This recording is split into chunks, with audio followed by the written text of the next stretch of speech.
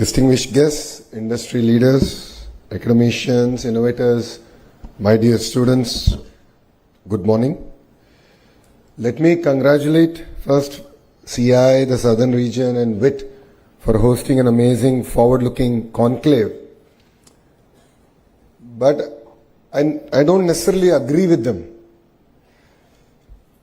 The vision set here is reimagining higher education for India's $5 trillion economy. We should be thinking about our $30 trillion economy. India is going to achieve 5 trillion.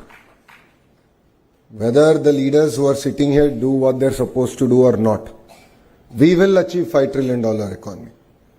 The question is, how fast can we achieve the Honorable Prime Minister Shri Narendra Modi ji's vision of India achieving its $30 trillion economy depends on the kind of reforms, collaboration, changes that we all do together here. Economic growth is not possible without intellectual and human capital being harnessed. Higher education is not merely a sector for me, it is a strategic pillar here in Andhra Pradesh. 54% of our population is under the age of 25, which makes us one of the youngest workforces. It is a greater asset, and yes, demographic dividend is here to be harnessed. But it also presents unique challenges. The challenges is in terms of our employability, in terms of our ability to adapt to the changes that the world is going through. Only 34% of India's working age population has received a formal training. This is compared to 96% in South Korea, 80% in Japan, and 75% in Germany. The recent economic survey stated that only 51% of our graduates are employable. 51%. There is a big mismatch of what we teach and what the market demands. To be fair, in our current higher educational institutions, we are not able to provide any gainful employment even after 3 to 4 years of formal training. Whilst youngsters go to Ameerpet and within 4 to 6 months of training, they're able to find a job. So I truly believe that fundamental transformation, not correction, transformation is required in higher education. We must move from degree acquisition to skill activation. We can draw a lot of examples from across the world. Dr. Ashwini ji just mentioned about Stanford University and asked me to explain why Stanford has fostered innovation. And to be fair, it's a very old institution. It has built itself organically. But the most important thing is the ability of the institution to transform itself, to adapt to changes around itself. And when I went to Stanford, I was part of the old curriculum at the Graduate School of Business. I was literally the last batch of the old curriculum. And Brahmni, my wife, is also Stanford MBA. She was part of the new curriculum. And there's so much of sea change between the curriculum, the approach, that even universities have to start transforming themselves. Otherwise, they become irrelevant. Professor Ratnaji just mentioned about public universities. So that is my concern. Public universities also should transform themselves. They should be led by best in industry to drive changes. Only then will they also be relevant in higher education. There is always a persistent gap between, academia and industry. A lot has been discussed today about it. But it's very, very important that we accelerate reforms. So APSHI, Vice Chair is here.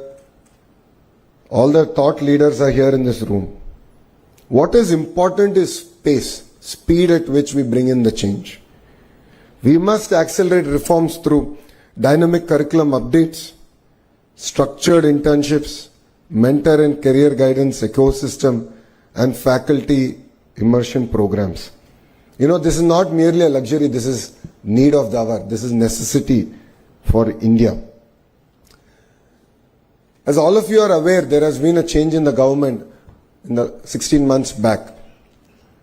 And the Honorable Chief Minister signed one of his first GO, which was skill census. And the idea was, how do you assess the citizens across various traits? And then what kind of skill intervention we should provide. As leaders have said, Mr. Naidu is a visionary. He always looks ahead of the time. And then he leaves execution to youngsters like me.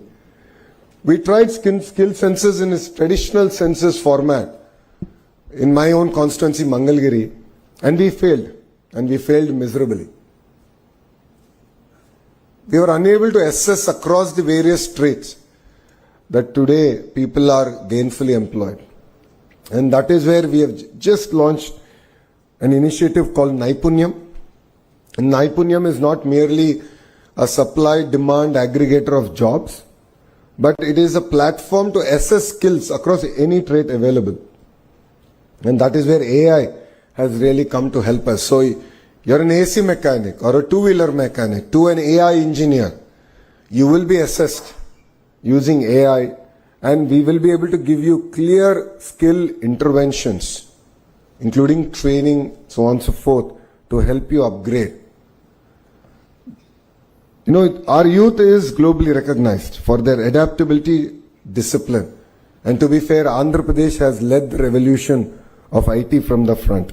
And that is why if you look at all the major global institutes and companies are all headed by people from the two Telugu-speaking states. You know, we have great institutions now in Andhra Pradesh, including WIT, the IIT Tirupati, IIM Visakhapatnam, and of course our public universities are going through their own transformative phases. But what makes it even more exciting is Andhra Pradesh has positioned itself for the next generation of jobs, next generation of startups. It could be in data, it could be in quantum, it could be in innovation. Andhra Pradesh will lead from the front. Drawing from the inspiration of our Honorable Prime Minister, we have created our own vision 2047 called Swarnandhra. It is to achieve a $2.4 trillion economy here in Andhra Pradesh by 2047. And to all the youngsters here, because you will definitely see this vision happen, you will see 2047. Take it from me, we won't need that much time here in Andhra Pradesh to deliver our target. I believe that there are 5 transformation pillars that are very, very important for us to achieve it. One is curriculum to careers. It's very, very important to shift from textbook learning to competency-based problem-solving education. And every syllabus must be co-designed by industry to be measured against employability outcomes. Professor Ratnaji explained that industry apathy is there. I don't necessarily agree with her. The titans of industry have very limited time. We as a state have to be proactive. We have to deliver on the speed. We shouldn't waste their time. Only then will they be willing to invest time to help us transform our entire curriculum. So APSHI should work even harder than they are, including the chairperson, to involve the industry in terms of bringing in the requirements, changes to the curriculum. Research and innovation is the second pillar. Each university COE must host incubators, patents and startup hubs. It's very, very important that we also tie up with other global universities. I've had an opportunity to be to Australia. Recently I visited quite a few universities in a very short time I was there. It's fascinating to see the kind of research that's happening there and how each university over a period of time has developed deep understanding and deep research in a sector. So a great example of this is a New South Wales University, which is, while it offers courses across sectors, their specialization is in solar cell.